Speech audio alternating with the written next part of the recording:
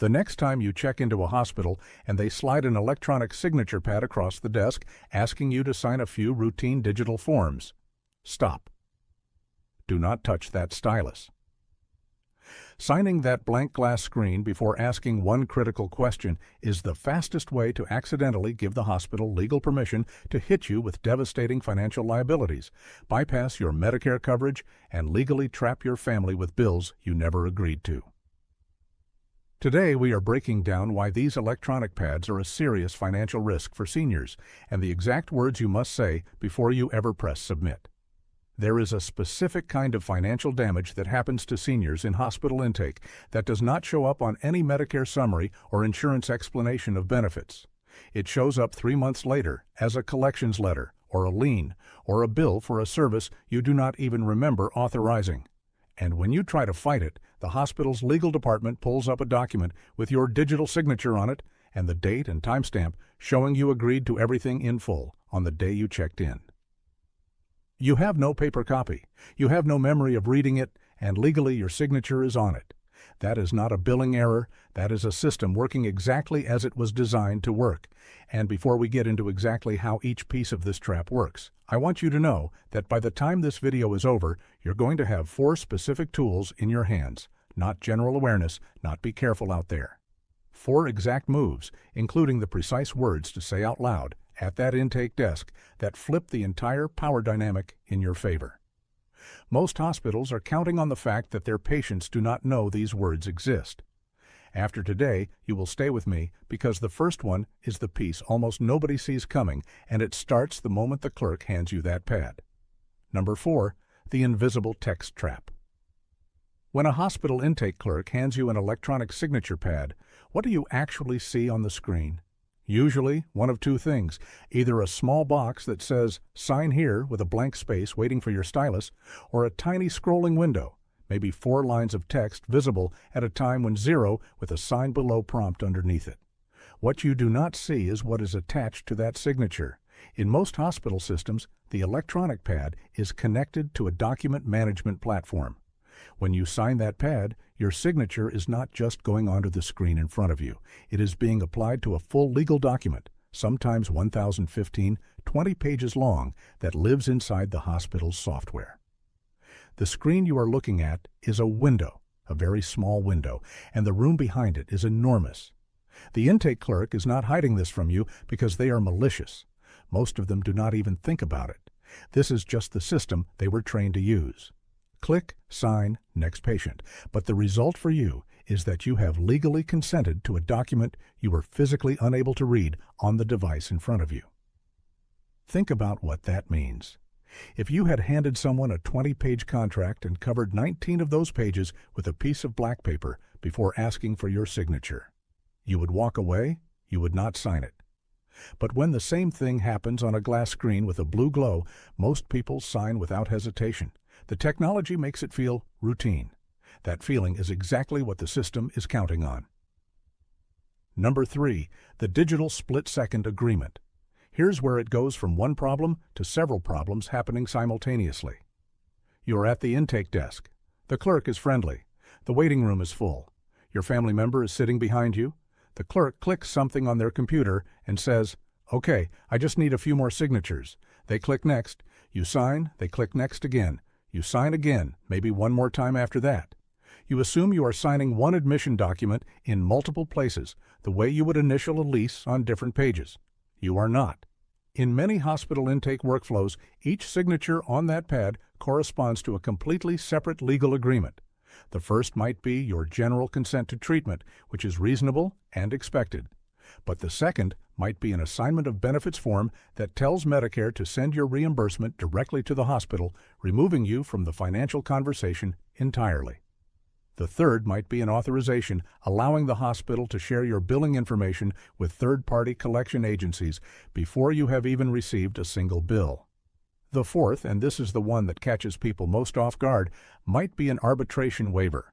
Meaning, if you have a billing dispute with this hospital, you are agreeing in advance to resolve it through private arbitration instead of a court of law. 4 signatures, 4 seconds, 4 separate legal agreements, and the clerk has already moved on to your insurance card. Now I want to ask you something, and I mean this genuinely, because the answer matters to other people watching this right now who have not yet found the words for what happened to them. Has this ever happened to you or someone you love?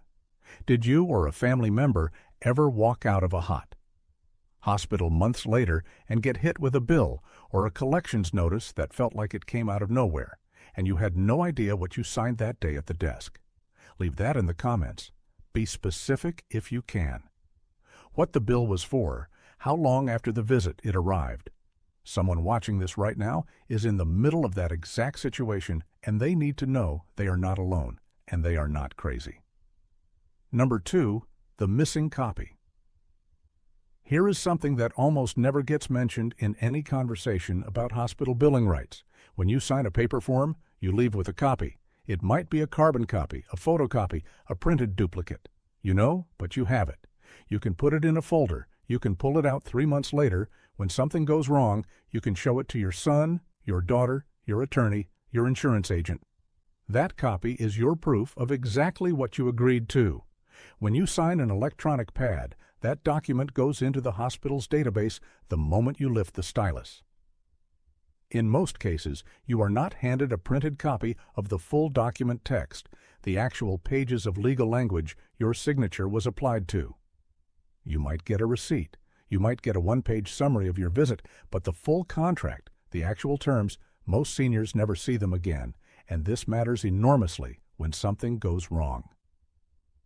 This is where I want to give you something you can use the next time you're in that chair at the intake desk, because here is the critical thing to understand. You have rights in this moment. Under U.S. contract law, a signature can be legally challenged if you were not given a reasonable opportunity to read what you were signing. Courts have repeatedly held that consent requires awareness, meaning if a document was presented in a way that made it physically impossible to read. That agreement may not hold up. Additionally, under the Federal I Act, when electronic documents are used in consumer transactions, companies are required to ensure you can access, read, and retain a copy of those documents.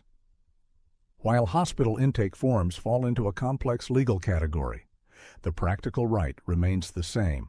You can ask to see and keep what you are signing, and a hospital that refuses to show you is taking on serious legal risk, not you. So here's what you say. These are the exact words.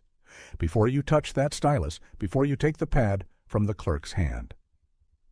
You look at them calmly and you say, I am not signing this electronic pad until you show me the full text of what this signature will be attached to and provide me with a copy I can keep for my records. That is it. Say it clearly. Say it without apology. Say it as a statement, not a question. What happens next matters.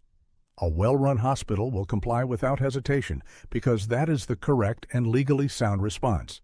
They will print the documents, you will read them, or have someone with you read them. You will ask questions about anything that is not clear, and then, if everything is in order, you will sign. But some clerks will push back, not because the hospital is necessarily acting in bad faith. Often it is just that no patient has ever said this to them before, and they do not know the protocol. If they tell you they cannot print it, or that it is not available in paper form, or that it is just a routine form everyone signs, you say this: I understand. Please note in my file that I am requesting a copy of all intake documents before providing a signature. If that is not possible, I would like to speak with the patient advocate or the billing compliance office before proceeding. The words patient advocate and billing compliance office change the tone of any intake conversation immediately. You are not being difficult. You are exercising rights that are grounded in basic contract principles and consumer protection standards. Every hospital of any size has a patient advocate. You have a right to speak with one before you sign anything. Number 1, and this is the one most people never think to do after you have read the documents. After you have your printed copies in hand, before you sign anything, ask the clerk this specific question. Can you tell me which of these documents, if any, I am legally required to sign in order to receive treatment today, and which ones are optional? This question is critical because not every document in that intake packet is mandatory. Some of them, the arbitration waivers, the third-party data sharing authorizations, certain assignment of benefits forms are presented as if they are required when they are not. A patient can sometimes decline to sign specific optional documents without affecting their right to receive care. The clerk may not know the answer to this question. That is fine. That is actually useful information, because if they cannot tell you which documents are required for treatment and which are optional, that is another reason to speak with the patient advocate before you put your name on anything. Dorothy, 68, a retired office manager from Phoenix. Arizona used exactly this approach before a scheduled hip surgery. The intake clerk handed her the pad and said it was all standard. Dorothy asked for printed copies. The clerk seemed confused, but printed them. Dorothy spent 15 minutes reading them in the waiting room. She found an optional arbitration clause on page 11 and declined to sign that specific page. The clerk initially said she had to sign everything. Dorothy asked for the patient advocate. The patient advocate confirmed the arbitration clause was optional.